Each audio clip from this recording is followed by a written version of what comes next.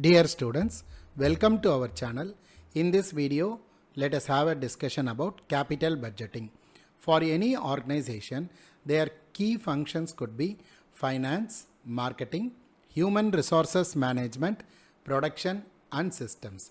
And there, the functions of finance department could be further classified into estimation of fund requirement, sourcing of funds, fund allocation, investment decision and dividend decision.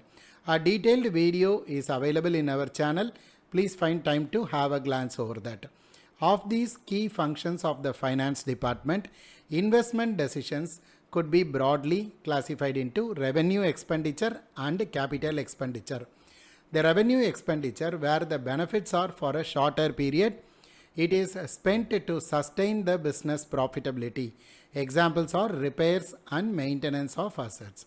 Capital expenditure, where the benefits are for a longer period and it is spent to increase the profit earning capacity of the organization. It is a huge investment. Large amount of money is to be invested. For example, technology upgradation. You want to improve the technology of your production pattern. Modernization, that is improving the facilities of your factory, and spending money for new product development, that is R&D expenses. Taking the business geographically to new horizons, that is business expansions kind of, and planning for joint venture, amalgamation kind of. So these are capital expenditure, and appraisal of capital expenditures is done through a financial tool called capital budgeting. So capital budgeting, it is applied to evaluate the capital expenditure, whether to invest or not in a particular business proposal. What will be the return on investment if you decide to invest on any particular capital expenditure? And this capital budgeting tells us what extent the profit earning capacity would increase for a particular business venture. Say for example, you plan to build a new building and you install the solar panel for your organization and purchase of delivery vans kind of. Capital budgeting is applied on a business proposal and it helps to decide about accept or reject a particular business proposal. In case of more than one business proposal, it helps us to decide about the selection of best business proposal. And this capital budgeting helps us to understand the financial viability of a business venture. That is, you need to take many decisions like expanding of your business, diversification, that is from changing the business from one industry to another, and entering into the global market, planning for the exports, and introducing the new variant for your product, aligning with the changing trends in the market. And this capital budgeting evaluates the top level business strategies like business joint ventures, acquisition of another business, that is business acquisitions, and business mergers, aligning with the competitor business, and business amalgamation, joining with the other business groups. Such decisions are financially evaluated through the application of capital budgeting. So for any organization, finance department is one, and in that investment decision is a key note of the investment decision. Capital expenditure is an important part, and this capital expenditure is being evaluated by a financial tool called capital budgeting. So capital budgeting helps us to decide about selection or rejection of a business proposal. If we are left out to more than one business proposal, capital budgeting helps to decide about accepting the best business proposal. It evaluates the financial viability of a business proposal, and any business owner is concerned about the returns. What is the return on investment from a business proposal, and a business owner also concerned about the time duration within which they can take back their initial investment. Capital budgeting estimates the time duration of earning back the initial investments, and it ensures for the optimum utilization of financial resources, that is man, machine, material, money, etc. This capital budgeting starts from estimation of cash flow. This cash flow estimation starts like this. Sales, you deduct the variable cost, you arrive contribution. Deduct fixed cost, what you get is the profit, also called as EBDIT, that is earnings before depreciation, interest and tax. From this you deduct the depreciation, what you get is the EBIT, that is earnings before interest and tax. You deduct the interest, what you get is the EBT, earnings before tax. From this you deduct the tax, what you get is the earnings after tax. To this you add back the depreciation.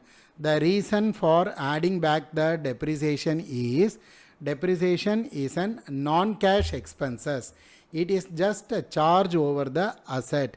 Depreciation do not drive out the money from your company. It is an before tax expenditure. It actually benefits you from paying more taxes. So this adding back the depreciation, you arrive at cash flow after tax, that is CFAT, and this is the basis for making the capital budgeting decision. Capital budgeting decision starts from estimation of arriving the cash flow after tax. Capital budgeting can be broadly divided into two methods, that is non-discounted cash flow and discounted cash flow. Non-discounted cash flow, here the time value of the money is not considered. That is, you assume that the money value remains constant over the years. Over the period of time, the money value do not change. This non-discounted cash flow technique is suitable for the businesses where you have an higher profit margin. Say for example, the construction industry, where a large amount of crores of money is revolving in the construction industry, and similarly the real estate industry, where profit margin is high, the time value of the money is not the priority. In that cases, the non-discounted cash flow is applied. The non-discounted cash flow, again you have two techniques in that. The first one is the payback period. Payback period is applied to find out the number of years within which your initial investment could be earned back. As a business owner, I invest the money. I want to know when I could able to get back my money. It is a simple tool that evaluates the business proposal, and it is very easy to estimate the payback period. Only concern about the payback period is you do not consider the earnings after the payback period under this payback period.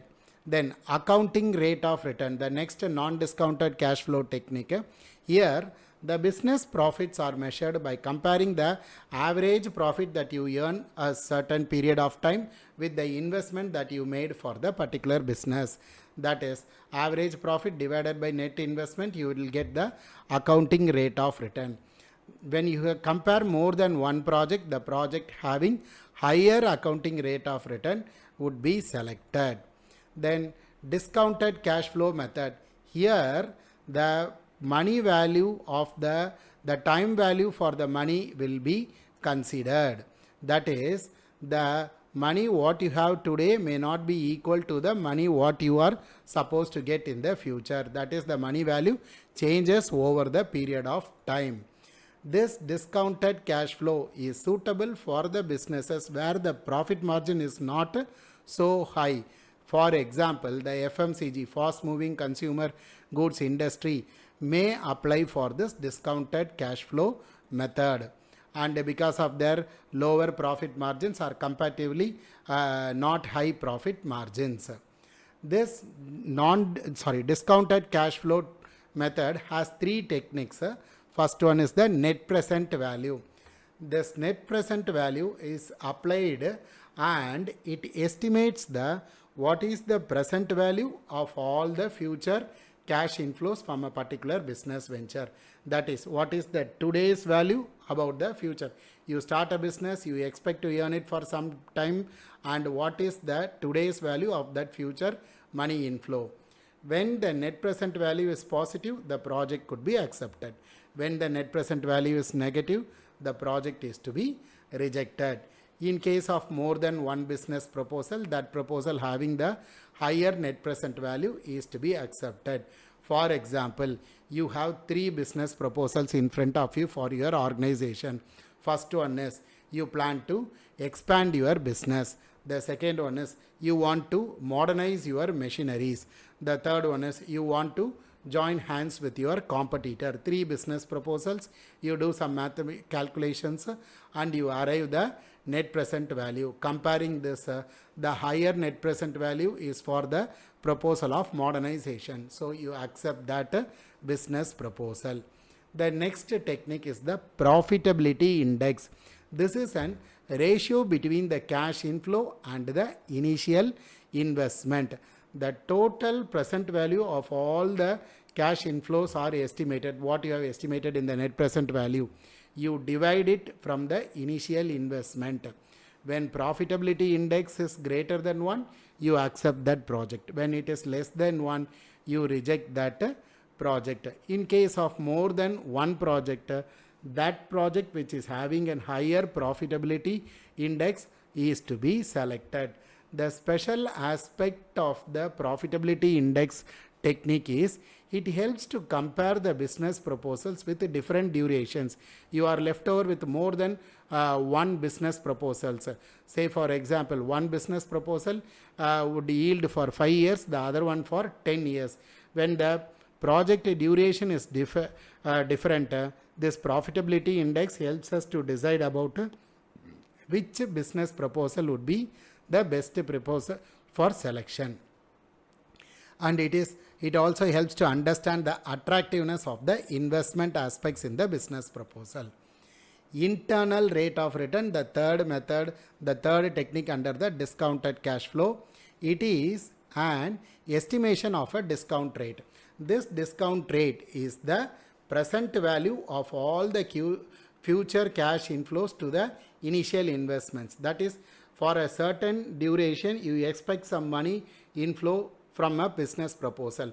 What is its present value after considering the various changes in the time value of the money?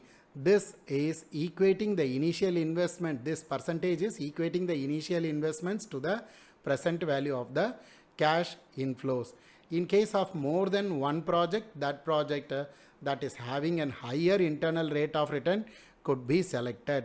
It is an estimate about the when a business project proposal could reach its break-even point.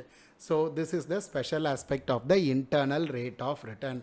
So consolidating our discussion, capital budgeting, it is a financial tool applied to accept or reject a business proposal. In case of more than one business proposal, capital budgeting helps us to tell the financial viability of selecting the best business proposal. Capital budgeting broadly classified into non-discounted cash flow and discounted cash flow. Under non-discounted cash flow, 2 techniques: payback period, accounting rate of return. Under discounted cash flow, net present value, profitability index and internal rate of return are 3 techniques. So in this video, we had a theoretical discussion about the capital budgeting. Sooner, we are planning to upload a new video discussing the practical aspects, that is problem solving of the capital budgeting topic. Dear friends, your like, share, subscription and comment may encourage me to post more such videos. Thanks for watching.